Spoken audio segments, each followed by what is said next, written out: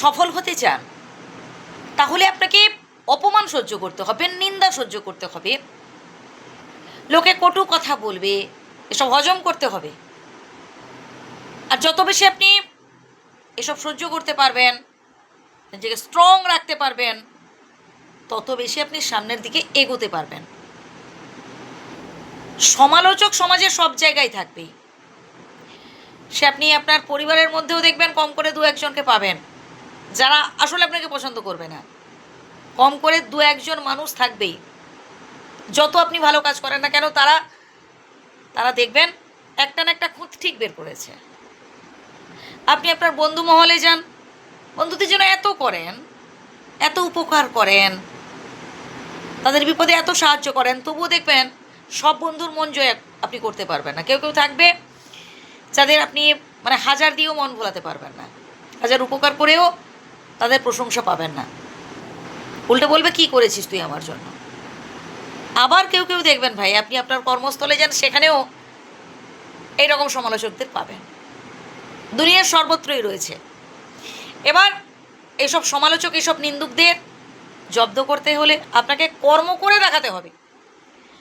ওই তর্ক করে, ঝগড়াঝাটি করে, তাদের সাথে হিংসে করে বা যুক্তি তর্ক দিয়ে বুঝিয়ে কোনো লাভ নেই, বিশ্বাস করুন কোনো লাভ নেই। বরং এর থেকে ভালো কি জানেন, আপনি যে কাজটা করছেন সেই কাজে সফল হয়ে দেখান।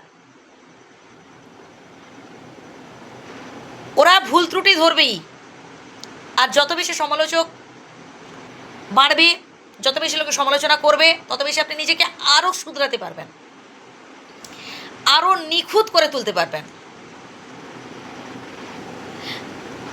আর আলসেমি আপনাকে ত্যাগ করতে হবে। ওই পরে হবে, পরে ভাববো, এখন থাক, তাহলে ওটা পরেই থেকে যাবে। উদ্যম থাকা চাই, জীবনে সফল হতে গেলে উদ্যম থাকা চাই, মনের জেদ থাকা চাই, ধৈর্য থাকা চাই, কঠোর পরিশ্রম করার মানে লড়াই করার মানসিকতা থাকা চাই। সবটা যে আপনি হাত বাড়িয়ে দিলে পেয়ে যাবেন তা কিন্তু নয়। আর সফলতার পথটা তো এতটাও সহজ নয় যে আপনি রাত্রে স্বপ্ন দেখলেন আর ভোরে উঠে দেখছেন যে স্বপ্ন একদম বাস্তব হয়ে গেছে, এতটাও নয় ভাই সোজা।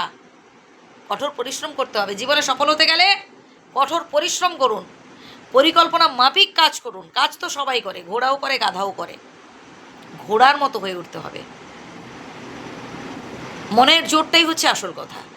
টাকা পয়সা বলুন, বন্ধু বান্ধব, হেল্পিং, এসব জিনিসগুলো হচ্ছে এটা একটা অজুহাত, আর কিছু না। সব থেকে বড় কথা হচ্ছে মনের জোর, উদ্যম। এই জিনিসটাই হচ্ছে আসল ট্যালেন্ট। আমি জানি আপনার মধ্যে আছে, শুধু একটু মনে করিয়ে দিলাম। ভালো থাকবেন।